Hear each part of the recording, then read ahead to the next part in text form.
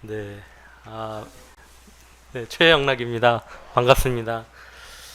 어, 우선은 뭐 케냐 얘기 잠깐 하면요. 2014년도에 11월에 이제 파송을 받고 케냐에 가족들하고 다 같이 갔다가요. 2년 전쯤에 이제 안식년 차 이제 제가 한국에 왔다가 아직 케냐를 가지 못하고 이제 왔다 갔다 하고 있습니다. 이유는 이제 갑자기 그 폐암 진단을 받고 이제 수술을 하게 됐고요. 이제 수술은 잘 돼서 그 엊그저께도 이제 CT 찍고 와서 이제 경과는 또 다음 달에 보러 가긴 하는데, 제가 처음에 1차 때 뵀을 때는 되게 건강한 몸이었는데 그 후에 암 수술을 하고 2차 이제 여기 참석하게 된 것 같습니다. 케냐에서 음악 사역을 하고 싶어서 음악 공부를 좀 했었고요, 한국에서는.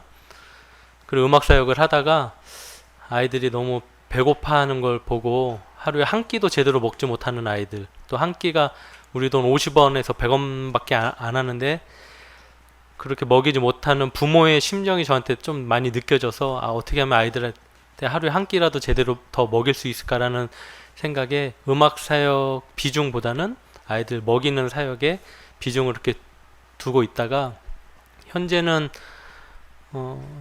1300명 아이들한테 매일 점심을 저희 스태프들이 먹이고 있고요. 그리고 음악 교육도 하고 있고, 또 축구 동아리도 만들어서 하고, 또 케냐 전통 음악을 보존하는 그런 사역도 제가 하고 있고요. 그 외에 해피하우스라고 이제 에이즈 걸리거나 장애 입은, 또 불치병에 얻은 그런 가정이 이제 돈벌이가 없어서 정말 창고 같은 이상한 곳에서 살고 있는 사람들을 온전한 집으로 옮겨줘서 최소한 비를 피하고 더위를 피할 수 있는 그런 곳을 마련해줘서 살게 하고 있는데요. 제가 이제 암에 걸리고 나서 걱정이, 아, 내가 이런 상황에 케냐에서 철수를 하게 되면, 또 다시 돌아가지 못하게 되면, 저와 함께 일하는 스태프들 한 10여 명이 됐는데 그 사람들이 저만 바라보고, 제가 이제 사례비를 줬으니까요. 저만 바라보고 살았는데, 그럼 제가 철수하게 되면 이 친구들은, 한국도 어렵지만 케냐는 훨씬 더 어려운 상황인데 어떻게 먹고 살까? 그리고 매일 제가 이제 아이들 밥을, 1300명 아이들 밥을 주고 있는데, 그러면 이 밥을 과연 나 대신 줄 수 있는 사람이 있을까 고민을 하다가, 어쨌든 이제 폐암 수술은 그 걸린 상태에서 조직 검사를 할 수는 없고요. 일단은 떼내고 조직 검사에서 이게 암이었다 아니었다 판단이 되는데, 제가 수술하기 전에 이제 바로 전에 한 2주 전에 케냐에 가서 스태프들한테 얘기했습니다. 내가 이만저만 한 상황이 생겨서 암일 수도 있다. 근데 얘기하다가 문득 어떤 생각이 들었냐면, 아, 암이라고 하면 이제 보험에서 암 수술, 암 진단비가 나오거든요. 제가 대충 받을 거를 계산해 봤더니, 만약에 암이라고 한다면, 그러면 이 스태프들한테 먼저 한 택시 차를 2대를 사줘서 이 친구들이 수입을 얻고 그걸로 일정 퍼센트는 다시 저한테 줘서 그걸로 급식 사역에 다시 사용되는.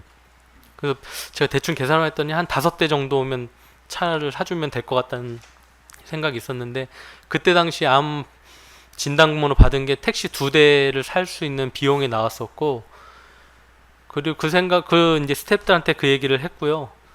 근데 그 스태프들이 그 얘기 듣고 되게 안타까워하면서 저한테 그러더라고요. 지금 수술 잘 받았으면 좋겠고, 그러면 자기네들 차 사주러 언제 올 거냐고. 그래서 그 얘기 듣자마자 좀 기분 이상하더라고요. 니네들은 내가 암이길 바라냐, 암 진단을 받기를 바라냐. 네. 그래서 어쨌든 이제 수술 결과 암이라는 게 나왔는데, 그 의사 선생님이 아침에 와서 수술 결과가 나왔습니다 그럴 때 제 속으로 간절히 바랬죠. 제발 암이어라. 네. 암이길 바랬죠. 그래야 이왕 수술한 거, 이왕 떼낸 거 암이어야 뭐 진단금이라도 받죠. 암이 아니었네라고 하면 그 좀 억울할 것 같더라고요. 수술도 진짜 아직까지도 아프거든요, 수술 부위가. 근데 깨놨는데, 제가 웬만한 거 좀 잘 참는 성격인데 비명을 지르면서 제가 마취해서 깼던 기억이 있어요. 근데 이렇게까지 수술을 했는데 암이어야지 이거 아니면 내가 너무나 억울하고 또 차를 기다리는 우리 스태프들도 있는데 이제 그 생각에 어쨌든 이제 암 진단을 받고 제가 작년에 케냐에 가서 택시를 2대를 사주고요. 또 올해 3월에 가서 1대를 더 사주고 왔습니다. 올해도 이제 제가 여기저기 선교 또 보고하러 다니며 보내주시는 헌금들 이렇게 모아다가 이제 그걸로 1대분을 더 채우게 돼서 이제 그렇게 했고요. 앞으로 목표가 5대라서 이제 2대가 남은 건데 어제도 스텝이 연락이 왔더라고요. 이번에 차 받아야 될 친구가 언제 오냐고. 그래서 제가 지난주에 선교 편지를 제가 아는 분들한테 보내면서 그렇게 했습니다. 이게 제가 어디 가서 선교 보고를 하면서 이런 사역이 있는데 여러분 좀 보태주세요라고 얘기를 해도 아무도 꿈쩍 안 하시더라고요. 네, 근데 이렇게 하다가는 세워라 내워라겠다. 그리고 제가 어떤 수익을 만들어낼 수 있는 어떤 특별한 기술이나 이런 것도 없고, 그래서 제가 선교 편지를 쓸 때 차 한 대가 한 1,300만 원, 한 10,000불 가까이 되거든요. 1,300만 원인데 여러분 100만 원씩 13분만 헌금해 주시면 될 것 같습니다. 그랬는데 이제 선교 편지 보낸 지 일주일이 안 됐거든요, 아직. 근데 700만 원이 모아졌어요. 7분이 100만 원씩 헌금을 해 주셔서. 그래서 이거 이렇게 하는 게 차라리 빨리 이제 할 수 있겠다, 그런 생각이 들어서 저는 이제 케냐 가게 된 계기와 이유는 이제 강희태 목사님 2007년도에 처음 만나가지고,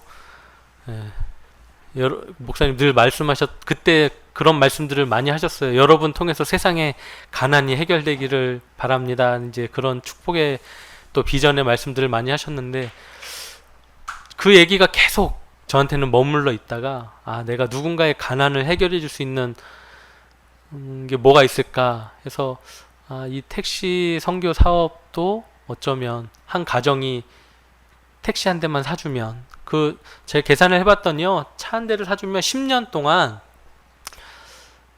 그 택시 한 대로 한 가족이 먹고 살 수 있고요. 케냐는 보통 사람들의 월급이 한 15만 원 정도 돼요. 공무원은 한 30만 원 정도. 근데 택시로 하면 60에서 70만 원 정도 수입이 생깁니다. 그러니까 넉넉히 먹고 살죠.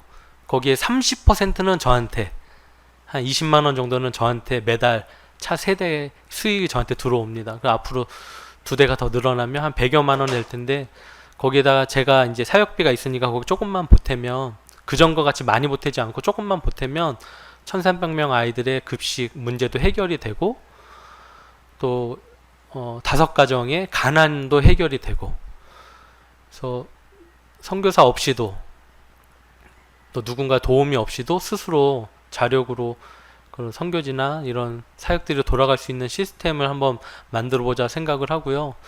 저도 그렇고 제 아내도 케냐 간지 1년 만에 이제 자궁을 드러내는 수술을 했고, 또 그 수술 후 한 5년 후에 또 난소 쪽에도 또 문제가 생겨서 난소를 또 드러내는 수술을 다 했는데, 이제 알고 보니까 지대가 너무 높은 데서 살다 보니까요, 자궁 쪽에 이렇게 약한 사람들은 문제가 생기더라고요. 스튜어드스들이 임신을 잘 못하는 이유 중에 하나가 그쪽이 좀 약한 사람들이 비행을 많이 할 경우에 아이를 낳지 못하는 그런 경우가 있다고 하더라고요. 그래서 거기에 또 제 아내는 갑상선 호르몬 또 이상 문제가 생기고, 지금 안식년을 보내면서 제 아내는 약도 다 끊고 모든 게 다 정상으로 와 있고요.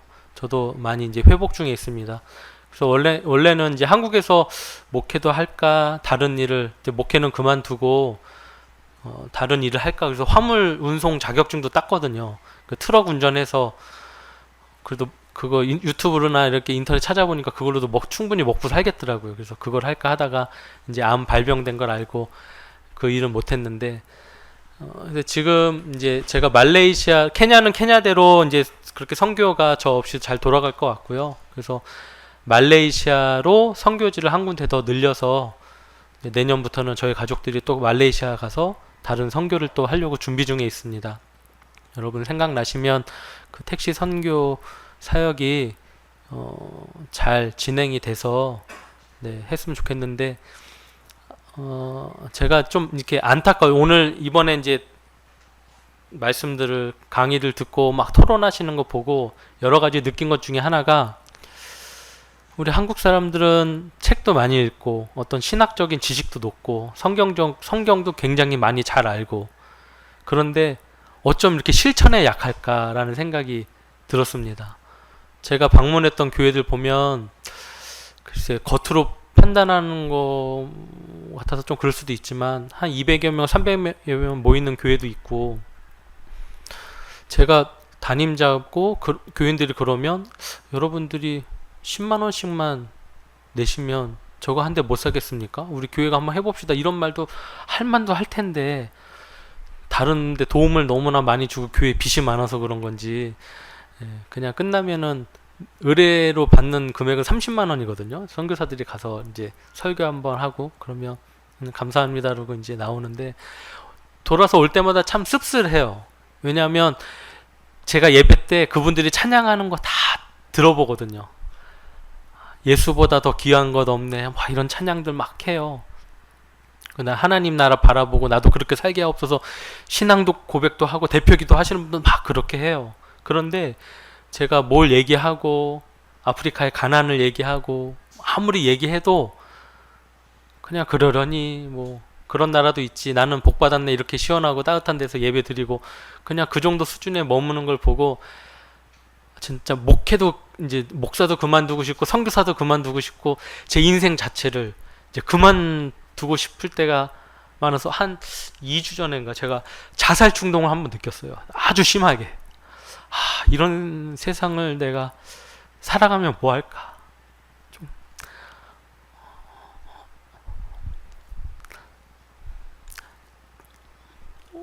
지구 반대편은 하루 한 끼도 제대로 먹지 못하고 죽어가고 있는데, 한국은 전 세계 유일할지 모르겠지만 음식물 쓰레기 봉투가 있는 나라잖아요.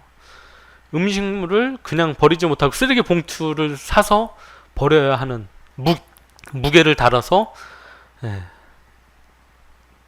돈을 내야 되는 뭐 그런 시스템인데, 아무리 이제 경제적으로 윤석열이나 뭐 그런 국힘 정권 뭐 저저저 얘기하더라도 신앙인으로서는 그들과 다를 것이 없다. 아무리 이재명을, 민주당을 뭐 좋아하고 찬양한다 하더라도 신앙인으로서는 우리가 누굴 욕하고 누구 한 자격이 있는가 그런 생각을 해보게 되고, 어제 이제 그런 말씀들 중에 우리가 민중 속으로 들어가서 그렇게 살아야 된다라고 막 이렇게 말씀들 하시는데, 제가 그 생각이 들었어요. 어쩌면 이렇게 자살 충동을 느끼고, 저희도 이제 아이들이 케냐에서 국제학교를 다니다가 한국에 오니까 한국의 일반 학교에 다닐 수가 없더라고요. 교과 과정도 다르고, 그리고 아이들이 하는 수학이나 뭐 국어 이런 거 어휘력이, 저희는 아이들은 영어로만 공부를 해서 그런지 수학 뭐 사회 이런 거, 역사 이런 거에 취약할 수밖에 없거든요. 일반 학교를 가지 못해서 대안학교에 다니는데, 대안학교 교육비도 너무 비싸니까 이번 학기까지만 다니고 그만 다녀야 되나? 또 간신히 어떻게 또 누가 이렇게 도움을 주셔서 한 학기 마치고 나면 또 뭐 이런 것 때문에 아이들한테도 너무 미안하고, 또 케냐 선교사로서도 거기서 이제 우리 아이들 학비 좀 보내주세요, 우리 집 월세가 밀렸어, 이런 연락이 오면 거기도 또 챙겨서 보내줘야 되고, 여러 가지 이제 갈등 속에 있다가 어제 그 말씀은 좀 위로가 됐어요. 우리가 민중 속으로 들어서 그들이 겪는 가난의 고통과 그 어려운 고통을 다 우리가 느끼고 있는 게 진짜다라고 하는 그런 뉘앙스의 이야기를 때 제가 참 어제는 위로가 됐고요. 내가 이런 느끼는 감정이 어쩌면 맞는 거겠구나. 원망도 사실 많이 됐거든요. 내가 어려움 당하는 건 그렇다 치지만 아이들과 아내가 이렇게 어려움 당하는 거는 좀 되게 미안하고 가슴이 아픈데, 뭐 그것 또한 어려운 사람들이 겪는 고통이라고 한다면, 어제 제가 다짐한 게 그래, 그러면 각오하자. 그런 어려움과 그런 고통, 내가 아무리 뭘 얘기해도 내 얘기에 귀 기울여 주지 않고 뭐 너 네가 하려면 해봐라고 하는 그런 식의 뭐 정말 하나님의 일이라면 하나님이 도우시겠지라고 하는 그런 눈빛들, 그거 그냥 감당해야 되겠다 그런 생각이 들었습니다. 그래서 정말 우리가 어려운 이야기로 이렇게 신학을 얘기하고 뭐 이렇게 하지만 결론은 오늘 아침에 얘기 나온 것처럼 동양의 철학의 황금률은 내가 하고 싶지 않은 일 남에게도 시키지 말자라고 하지만 기독교의 황금률은 내가 하고 싶은 일, 내가 받고 싶은 일을 남에게도 주고 남에게 나누자라고 하는 그런 황금률의 이야기를 듣고 정말 실천하는 우리 모두가 된다면 좋겠다라는 생각이 들었습니다. 그리고 그 금전초 말씀하셨는데 제가 그 요로결석이 좀 자주 걸리는 타입이에요. 제가 그래서 작년에도 여기서 단식을 하다가 중간에 떼굴떼굴 구르다가 제가 응급으로 중간에 퇴소해가지고 병원 가서 주사 맞고 또 파쇄술 그걸 해가지고 뗐는데 끝까지 안 빠지는 돌이 있더라고요. 사이즈가 애매해가지고 이 파쇄술로도 안 깨지고 소변으로도 안 나오고, 그래서 그것 때문에 미세하게, 혹시 경험하신 분들 알 거예요. 여기 등 쪽이 되게 기분 나쁘게 아프거든요. 소변을 봐도 시원하지가 않고.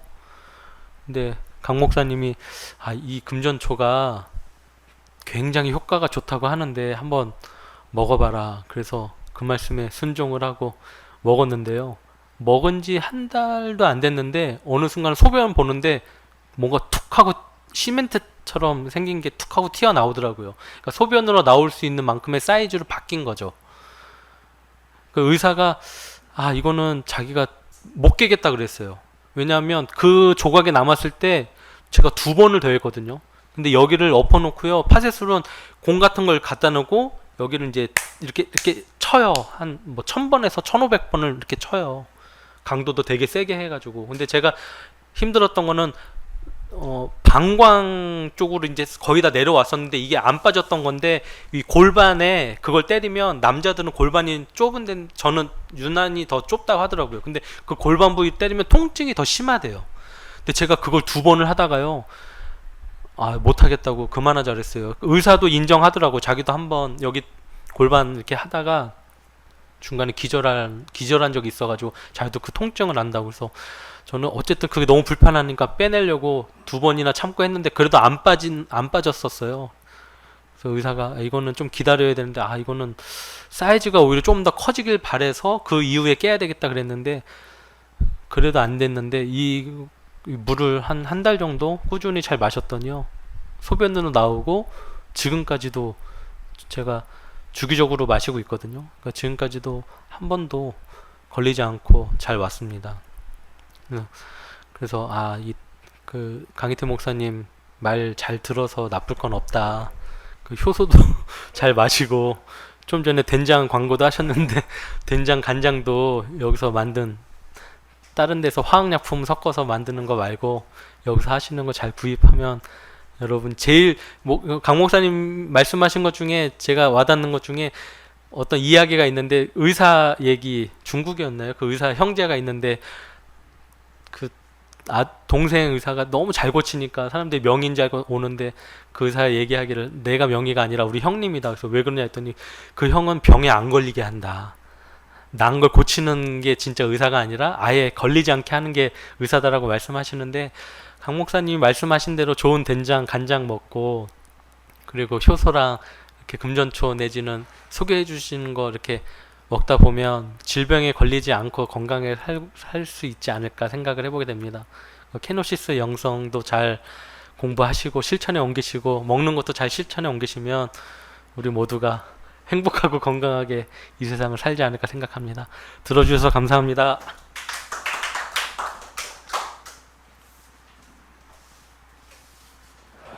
예, 우리 선교사님 그 질문도 잘 안 하시고 조용하게 계셨는데 깊이 경청하시고 또 성찰하고 또 우리에게 도전과 실천적 깨우침에 좋은 간증을 해주셔서 감사합니다. 기도해 주시기를 바라고요.